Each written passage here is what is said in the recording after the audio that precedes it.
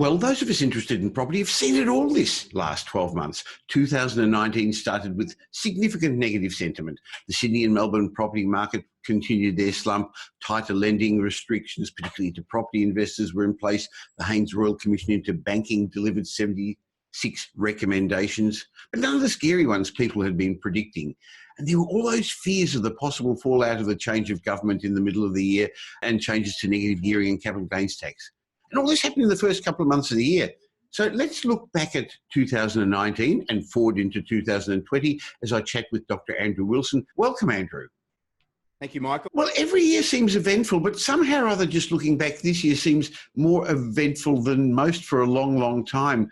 It started off with a bleak outlook and it's finishing up with a much brighter outlook, Andrew. Well, it certainly has a market and an economy that's turned on its head over the last 12 months. Certainly a lot of predictions, if not most of the predictions that were featured in the media have proven to be totally wrong. Well, not just the Australian predictions, a lot of predictions about the overseas economy. No, more nonsense. We had the inverted yield curve gobbledygook that got a good run there for a few months. The long-term yields were higher than shorter-term yields, therefore that was going to signal a recession. And of course, that's proven to be complete garbage. Looking back over the last year, our economy has underperformed, hasn't gone into recession, it's not in reverse, it's really only in first or second gear, and it doesn't look like that's going to change in the near future, Andrew. No, we have two clear drivers of the economy, Michael, that's keeping its head above water. One is our export sector, particularly mining, which is very strong, and government spending is also quite strong, and that's keeping the economy ticking over. Consumption, of course, the domestic economy in terms of local spending is still quite weak, and that reflects particularly that low income growth environment that we have. That's something that will only really regenerate once we get some prosperity back in the economy, and that will come as a result of higher incomes, which we're not really seeing happen as yet. Well, the Reserve Bank's hell bent on getting our jobs rate up and unemployment down, and to do that it's lowered interest rates 3 times. We've said it before, it really hasn't worked, has it, this time round?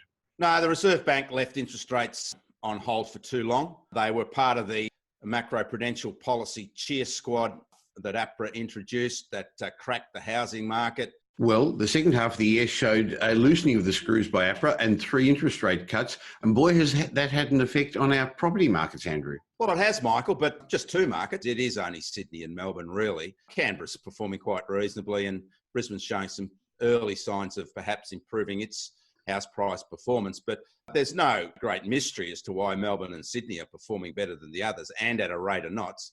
And that's because they felt more than any of the other capital city markets. I mean, even though we're seeing quite extraordinary price growth at the moment. In fact, near record price growth in Melbourne and Sydney.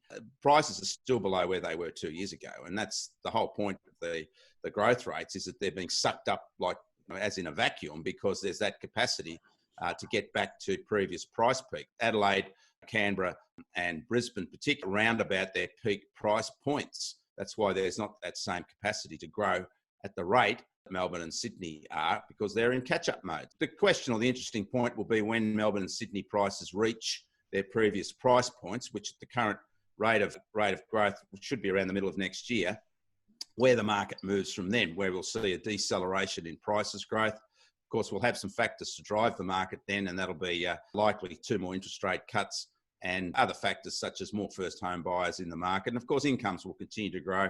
And we also have momentum and confidence back in the market, so perhaps some demand brought forward.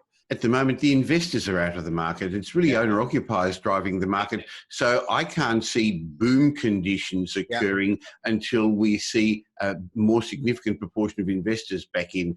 Look, you're right, investors are the missing link.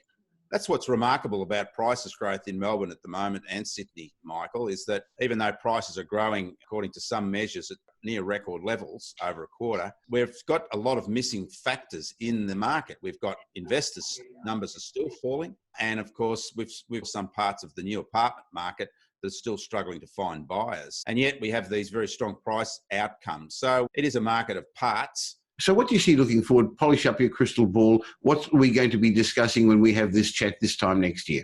I think we'll see prices growth easing in a year's time, Michael. I think that perhaps the risks now are to the upside in terms of the level of prices growth overall next year. I think that it'll be pushing perhaps closer to 10% over the year in Melbourne and Sydney. But I do think we've got to understand that the factors that will push prices up next year are clearly still prices are below where they were 2 years ago.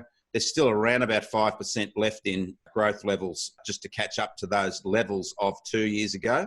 So there's 5%. We're going to have a new first home buyer deposit scheme policy introduced on the 1st of January. That'll bring more first home buyers into the market. So there's more demand there. We will get a couple of interest rate cuts. I think there's almost certainly we'll get 2 before June. Even though the economy is reasonable, it still needs lower interest rates. And the Reserve Bank has basically signalled that anyway. And particularly given unemployment's rising and actual job numbers are falling, I think that the Reserve Bank will have to act. A couple of interest rate cuts will create capacity for higher prices. We're still seeing incomes growth, even though it's low, it's still growing. So will be higher incomes to fuel higher prices. Plenty of momentum and confidence back in the market. We will see more investors in the market, as you suggested. Overall, however, I do think that we've got a reasonable argument for double-figure prices growth next year in Melbourne and Sydney. Now, we've been around long enough to remember people saying, but prices are unaffordable. They can't go up. Our kids will never be able to afford property. But I have more confidence in the Australian property markets driven by strong population growth, the fact that a large part of that population still wants to live in our big 3 capital cities and in certain locations there, and the general wealth of the nation. So we've got a good year ahead. Let's see how it all pans out in 2020.